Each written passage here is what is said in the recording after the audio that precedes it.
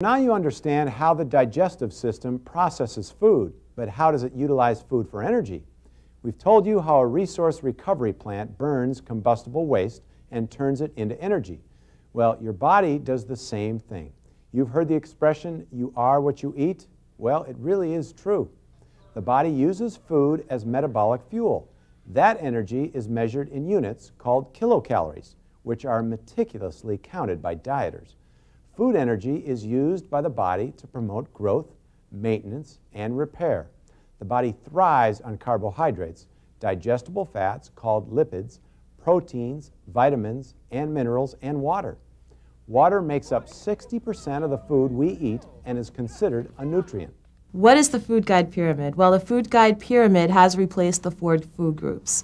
And what it is a visual explanation of what a well-balanced diet looks like. It really emphasizes moderation, variety, and balance. And it teaches us that the foundation of our diet should really be carbohydrates.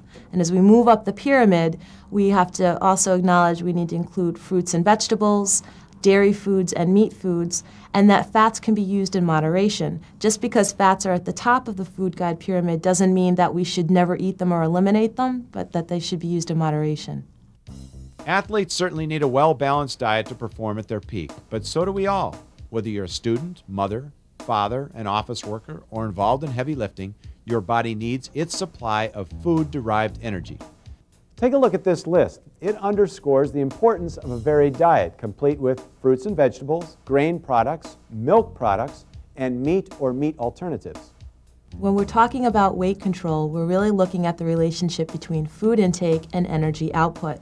The food that your body takes in to use for energy is used throughout your whole system.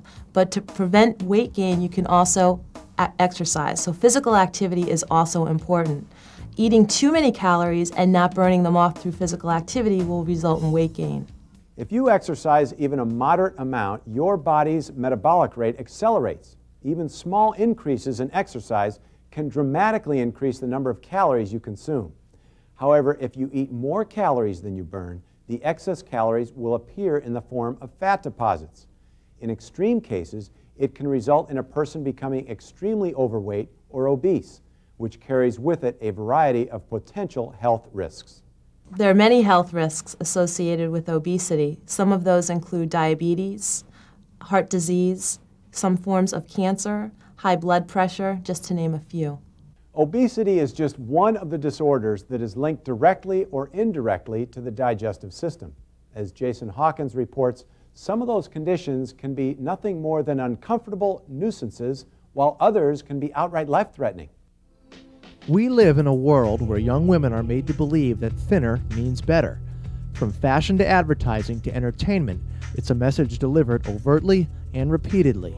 That psychological bombardment may be one of the principal reasons that young women are the primary victims of eating disorders.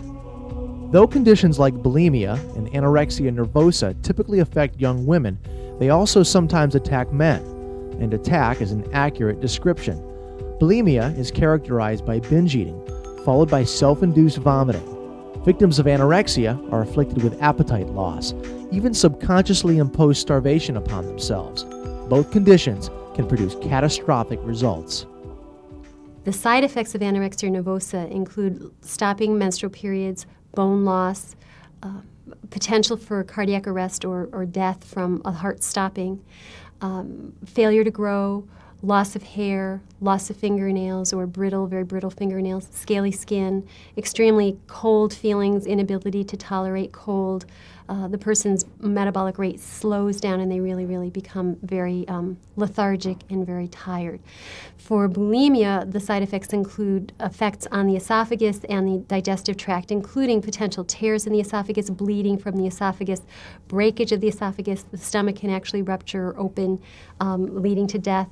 Another effect is effect on the potassium level, which is an important mineral in the body. The loss of potassium can lead to a heart attack or cardiac arrest where the individual may die.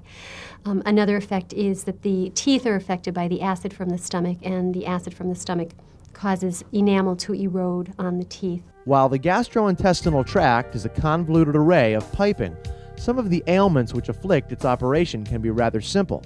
Everything from tooth decay to gum disease can inhibit efficient digestion of food.